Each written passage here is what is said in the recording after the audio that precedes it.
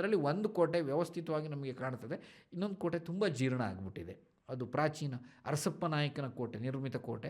ಸದಾಶಿವರಾಯ ನಿರ್ಮಿತ ಕೋಟೆಯನ್ನು ನಾವೀಗ ನೋಡಲಿಕ್ಕೆ ಸಾಧ್ಯ ಇದೆ. ಅಲ್ಲೇ ಪಿರಂಗಿಗಳೆಲ್ಲ ಇರೋದು.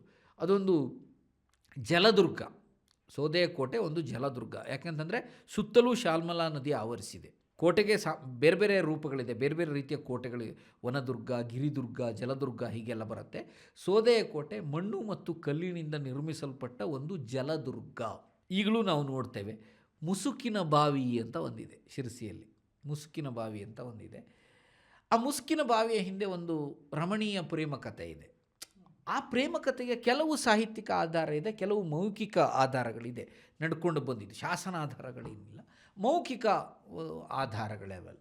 ಅವನ್ನು ತಳ್ಳಿ ಹಾಕ್ಲಿಕ್ಕಾಗಲ್ಲ ನಾವು ಎಲ್ಲ ಸಂದರ್ಭಗಳಲ್ಲೂ. ಮೇಲಿಂದ ನೋಡ್ರೆ ಅಂಥದ್ದೊಂದು ಸ್ವಿಮ್ಮಿಂಗ್ ಪೂಲ್ ಕೆಳಗಡೆ ಇದೆ ಅಂತ ನಮಗೆ ಗೊತ್ತೇ ಆಗಲ್ಲ. ಅದಕ್ಕೆ ಕೆಳಗಡೆ ಇಳಿದು ಹೋಗಬೇಕು. ಭಾಳ ಸುಂದರವಾದ ಒಂದು ಈಜುಕೊಳ ಇದೆ ಅಲ್ಲಿ. ಸ್ನಾನಕ್ಕೆ ಬೇಕಾದಂಥ ಈಜುಕೊಳ ವ್ಯವಸ್ಥೆ ಇದೆ.